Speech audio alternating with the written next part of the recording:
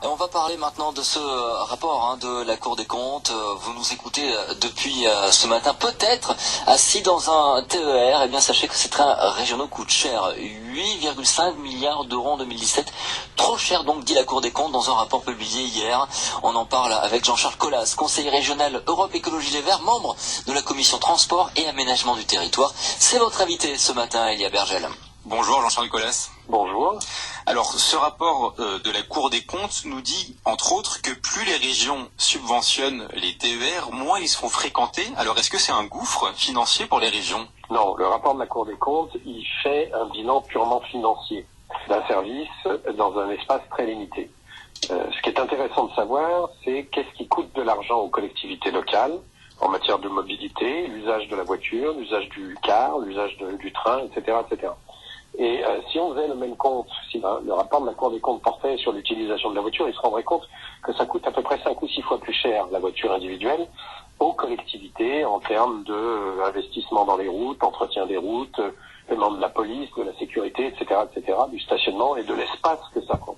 Après, sur les TER en eux-mêmes, on a effectivement des lignes ferroviaires qui sont entre guillemets moins rentables, c'est-à-dire où il y a un taux de remplissage qui est un peu plus bas, c'est ce qu'on appelle les petites lignes, c'est-à-dire celles qui desservent des territoires un peu moins peuplés, ça se comprend très bien. Et puis on a des lignes ferroviaires qui sont aujourd'hui pas rentables, parce que ça coûte toujours de l'argent public, mais tout coûte de l'argent public, mais qui sont beaucoup mieux remplies. Je pense à Saint-Étienne-Lyon par exemple, qui est une ligne périurbaine avec beaucoup de voyageurs.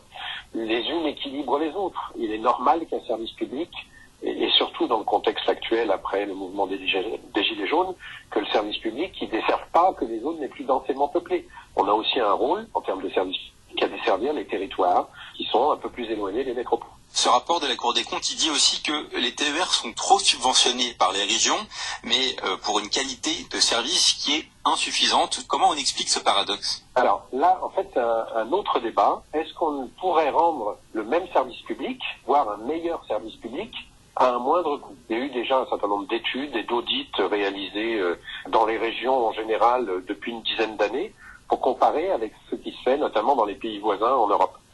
Oui, aujourd'hui, le TER nous coûte en France plus cher que dans la plupart des pays européens voisins pour un niveau de service qui est un peu moins bon, voire beaucoup moins bon si on compare à nos proches voisins de la Suisse.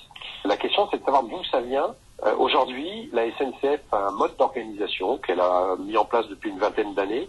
Elle a supprimé les ateliers de maintenance dans les territoires, donc en proximité, entre guillemets, des lignes ferroviaires, pour tout centraliser. Tout ça a un coût, parce que pour qu'un train aille se faire réparer, il faut qu'il prenne la voie ferrée de nuit pour être emmené jusqu'à l'atelier de maintenance, parfois sur des centaines de kilomètres. Ça coûte en énergie, ça coûte en sillon, c'est-à-dire en péage pour utiliser la voie. Et tout ça fait que le coût du train kilomètre produit par la SNCF est plus élevé. De la même façon, la SNCF a embauché beaucoup de cadres intermédiaires dans le même temps qu'elle supprimait un certain nombre de cheminots, entre guillemets, de base. Tout ça a un coût aussi, et il y a eu des émissions de télévision, notamment Cache Investigation, qui expliquaient que quand même le budget communication de la SNCF et de ses filiales était extrêmement énorme. Et quand je parle de communication, je parle aussi de lobbying auprès des élus et des choses comme ça.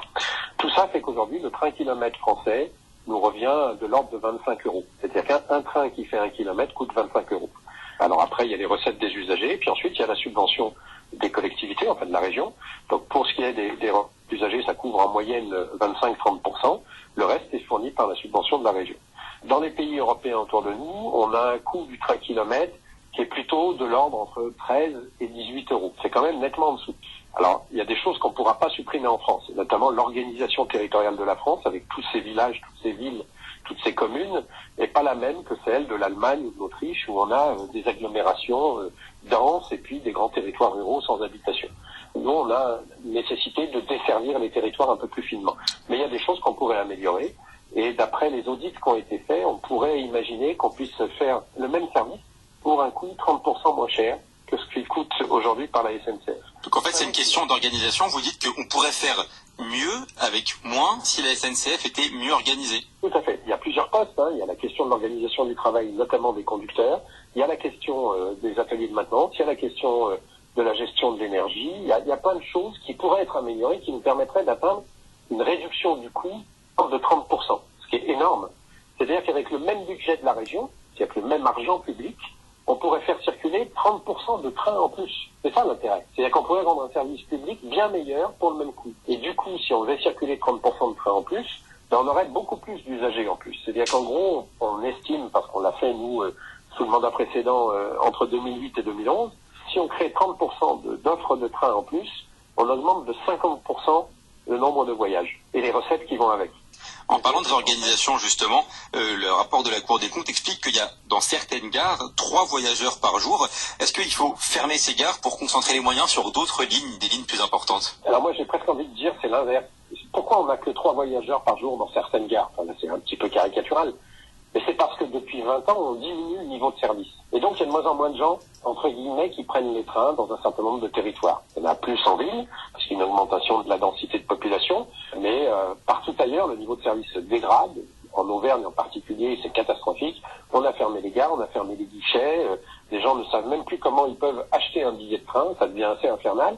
Et du coup, il y a de moins en moins d'usagers. Et après, on dit, ah bah oui, mais il n'y a plus personne dans le train, il n'y a plus personne dans la gare, donc on va la fermer. Non, je crois que la politique de la SNCF va à l'inverse de ce que font les grandes compagnies publiques en Suisse, en Allemagne, en Autriche ou ailleurs. C'est-à-dire qu'au lieu de faire ça, elle ferait mieux d'améliorer le service pour avoir de plus en plus d'usagers. Parce que l'enjeu, ce n'est pas de dire il n'y a pas assez de monde, et donc on ferme. L'enjeu, c'est de dire comment j'améliore mon service pour qu'il y ait plus de monde et que du coup, ce soit plus rentable. C'est ça qu'il faudrait qu'on fasse et c'est pas du tout ce qui est fait depuis une trentaine d'années en France. Merci beaucoup Jean-Charles Colas d'avoir été avec nous ce matin. Merci à vous et bonne journée.